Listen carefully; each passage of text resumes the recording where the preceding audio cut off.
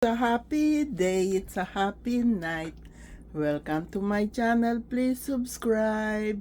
Mapagpalang araw po sa ating lahat. Pagdating ko ng bahay, magluto daw akong pansit, sabi ni Ron.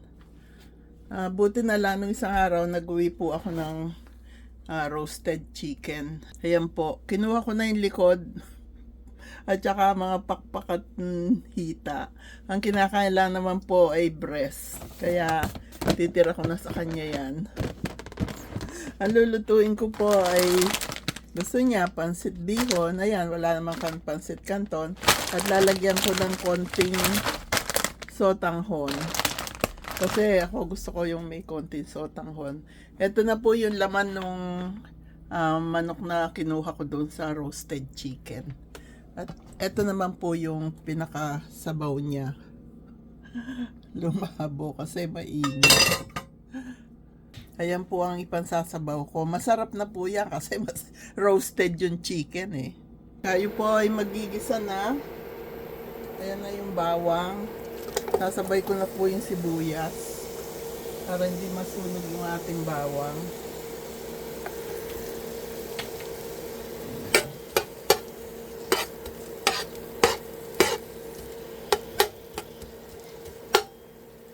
Beses ko nang ginawa ito. Pero yung ibang hindi pa po nakakakita na kung paano ako magpansit ng madalian. Yung walang preparation. Yan. Buti na lang, merong repolyo, celery, carrots. Pwede na po yan. Tsaka yung manok nga na kinuha ko dun sa roasted chicken. Noon ko po yung exhaust natin para po lumabas yung amoy, hindi po kumalat dito sa loob ng bahay. Ayan. Maingay lang po siya. Lalagay na po natin yung chicken. Iba-brown natin siya ng konti.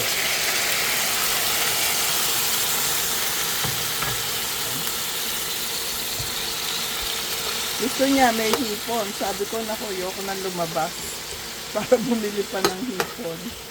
Meron kami konti lang, pero frozen, tinamad na ako.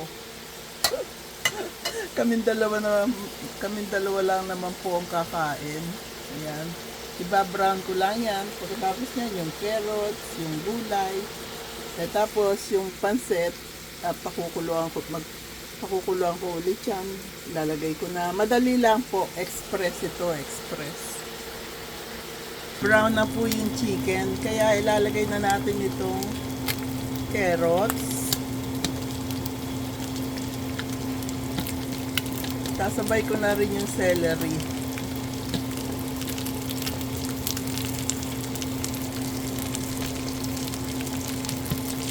Ganda na ng kulay. Hahaluin ko lang po yan. Lalagay ko na rin po yung repolyo. Pagka naigisa na yan, pati repolyo, nakabukod po yan. Dito sa may kasirolang may pinagpakuluan ng manokang gagamitin ko para sa bihon at sotanghon. Haluin ko lang po. Ayan na po ang itsura. Lantaw na rin naman yung repolyo. Madali lang po yung maluto yung repolyo yan. Meron po tayo dito nung pansit bihon na seasoning. Ayan po. Bubudburan ko po yan yung gulay natin ito para maglasa rin siyang pansit. Titira ko po yung kalahati para dito naman sa sabaw na paglulutuan ko. Kaya ihahalo ko lang po yan para may lasa rin yung ating gulay.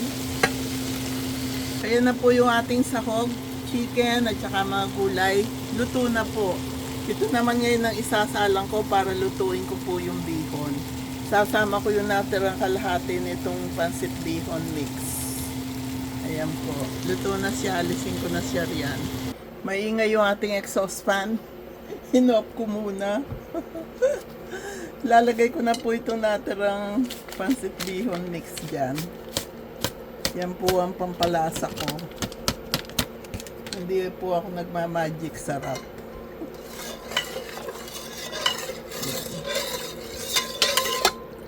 Pakukuluan ko lang po siya yan.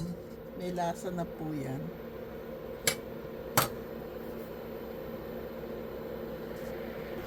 Kumukulo na. Kaya alam ko yan pag gaganyan, tumatahip yung sa may takip. Kumukulo na yan.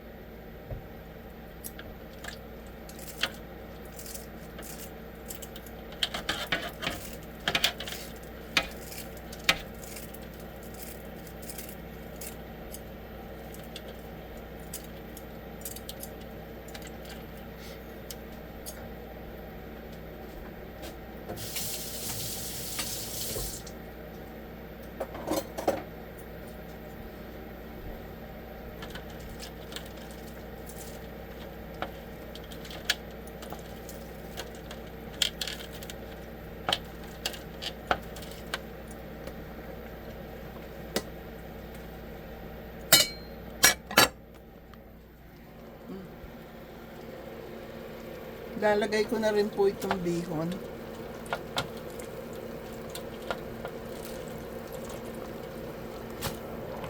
Kasi yung sotanghon madali lang lumambot yun. Dapat yata inuna ko muna yung bihon. Pero okay lang po. Yan. Haluin ko. Ayan po, luto na yung ating bihon. Hindi ko pala na ilalagay yung gulay.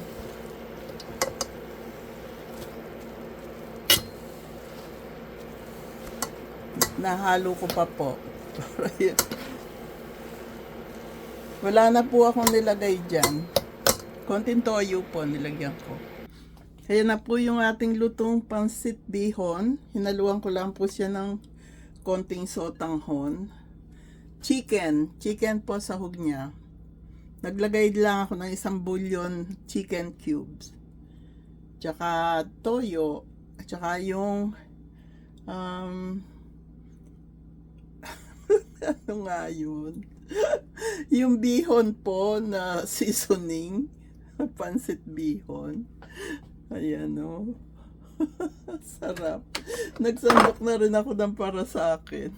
Si Ron mamaya pa daw. Yan, may oras po yan. 7:00 yan. Kahit doon kila Edison, sabi niya Edison, kung sa Pilipinas yan, naubusan ka na. Ayan po. Ang sarap ng ating pansit bihon na may sotanghon. Kasi gusto ko po yung may nangunguya-nguya ako. Yung sotanghon, gusto ko po yung texture nyo noon. Meron po siyang lemon. Naglagay ako ng lemon sa paligid. Baka sakaling bumisita kayo eh.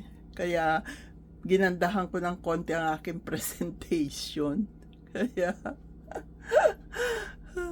subscribe po. Huwag niyo pong kalilimutan pindutin yung like. Importante po yun. Ayan po. Kaya thank you, thank you. You're so very kind to us. Thank you. Happy day, happy night, happy life, happy, peaceful, healthy, and blessed world to all.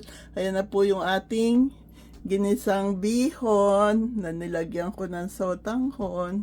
God bless us all. I love you all.